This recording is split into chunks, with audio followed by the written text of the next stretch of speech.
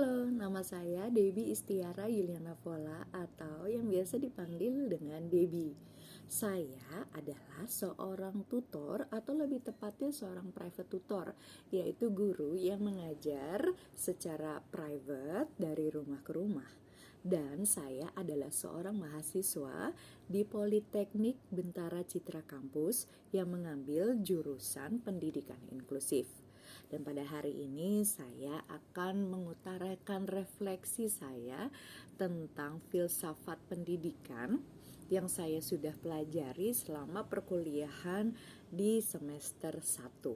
Saya ingin memberitahu bahwa filosofi pendidikan yang kita pelajari itu juga sebagai motivasi diri dan sebagai kompas diri saya untuk menjadi seorang pribadi yang lebih baik lagi dan juga sebagai seorang pendidik.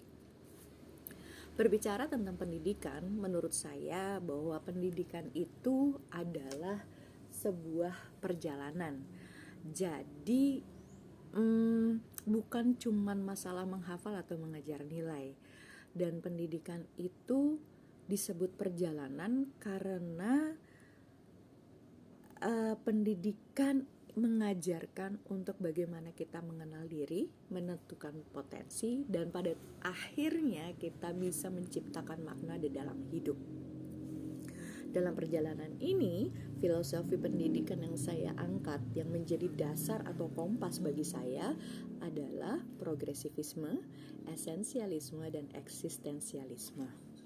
Dan untuk pendidikan inklusif itu sendiri, ini menjadi penting karena pendidikan inklusif itu menurut saya adalah sebagai sebuah jembatan untuk menciptakan dunia yang lebih adil. Karena di mana setiap individu itu tanpa memandang perbedaan memiliki hak yang sama untuk belajar dan berkembang. Lalu bagaimana caranya saya mengimplementasikan ini? Seperti dari 3 aliran yang saya sebutkan tadi. Untuk yang paling pertama, saya akan menjelaskan tentang progresivisme. Progresivisme ini dipelopori oleh John Dewey. Jadi dia menekankan bahwa pendidikan harus berbasis pengalaman. Dan Dewey percaya bahwa siswa itu belajar paling efektif melalui pengalaman langsung dan pemecahan masalah yang relevan dengan kehidupan nyata. Nah, pendidikan itu harus relevan dengan kehidupan nyata siswa dan membangun kemampuan berpikir kritis untuk memecahkan suatu masalah. Nah, di dalam pengajaran, bahwa filosofi ini membuka pemikiran saya untuk melihat bahwa siswa ini adalah sebagai seorang individu yang aktif dan penuh dengan potensi. Jadi misalnya ketika saya mengajarkan sains, yaitu tentang pesawat sederhana, saya akan melihat bagaimana murid saya untuk mengeksplorasi di sekitar rumahnya untuk mencari hal-hal yang berkaitan dengan pesawat sederhana yang sedang kita pelajari. Dan menurut saya cara ini tuh tidak hanya mengenal atau menghafal konsep, tapi lebih bagaimana memahami bahwa ternyata ilmu pengetahuan itu bekerja di dunia nyata.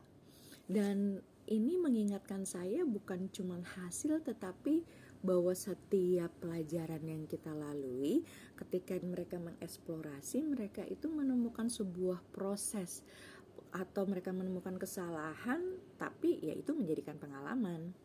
Lalu yang kedua, esensialisme, bahwa esensialisme itu menekankan pentingnya penguasaan ilmu dasar.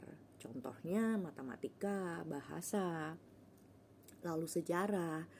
Nah, kalau seperti tokoh yang William Bagley ini bilang bahwa disiplin akademik yang kuat akan menciptakan individu yang saling yang kuat gitu, yang siap dalam menghadapi masa depan. Nah, ilmu-ilmu dasar ini penting buat kita seperti matematika. Contohnya, saya harus mengajarkan anak ASD dengan matematika dasar, yaitu warna. 3 warna dasar yang mereka harus pelajari adalah merah, biru, dan kuning. Lalu bagaimana cara saya mengajarkan mereka adalah saya menggunakan alat bantu visual. Kenapa? Karena hal-hal yang dasar seperti ini penting untuk mereka pelajari supaya apa? Supaya mereka juga punya hak yang sama, yang setara seperti anak-anak tipikal lainnya. Bahwa anak-anak tipikal lainnya juga belajar dasar pondasi matematika warna yang sama gitu. Nah, dan untuk esensialisme ini, bahwa saya yakin juga seperti seorang guru yang mengajarkan bahasa, bahwa yang diajarkan itu tata bahasa yang benar dulu gitu loh, sebagai pondasi yang kuat sebelum mengajak anak untuk membuat esai yang panjang. Lalu yang ketiga adalah eksistensialisme. Nah, menurut eksistensialisme bahwa ini tuh berakar pada pemikiran Soren Kierkegaard. Jadi mengingatkan bahwa pendidikan itu tentang memahami diri sendiri. Jadi mengeksplorasi identitas, nilai, dan tujuan hidup mereka. Dalam pendidikan inklusif, pendekatan ini mengajarkan kita bahwa setiap individu adalah unik. Jadi tugas kita adalah membimbing mereka dan menemukan makna dalam perjalanan hidup mereka. Jadi kalau contoh dalam pendidikan inklusif, misalnya anak gifted, kita membebaskan anak-anak ini untuk memilih topik yang mereka mau pelajari atau yang mereka mau research gitu kan. Jadi saya melihat bahwa dalam aliran ini justru kita itu menghormati kebebasan siswa di dalam menentukan jalur pembelajarannya mereka. Jadi di sini guru sebagai seorang fasilitator, bukan hanya sebagai seseorang yang sekedar memberi materi gitu.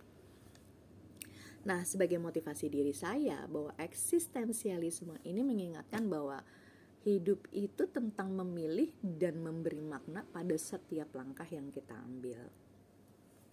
Sebagai seorang pendidik, saya percaya bahwa filosofi, progresivisme, esensialisme, dan eksistensialisme adalah fondasi yang saling melengkapi. Dalam pendekatan saya, progresivisme menginspirasi saya untuk pembelajaran yang relevan dan aktif. Esensialisme mengingatkan saya pentingnya fondasi yang kokoh bagi setiap siswa. Dan yang terakhir, saya bicara tentang jadi eksistensialisme. Eksistensialisme itu membantu saya melihat bahwa setiap individu dan siswa itu dalam potensi yang dengan potensi yang unik. Jadi pendidikan inklusif itu bukan hanya sekedar konsep. Jadi ini adalah sebuah komitmen bahwa kita menjadikan dunia itu lebih baik. Dan kita merayakan setiap individu itu dengan jiwa yang unik. Jadi kita terus bergerak maju, menciptakan ruang di mana semua anak memiliki kesempatan yang sama untuk bersinar.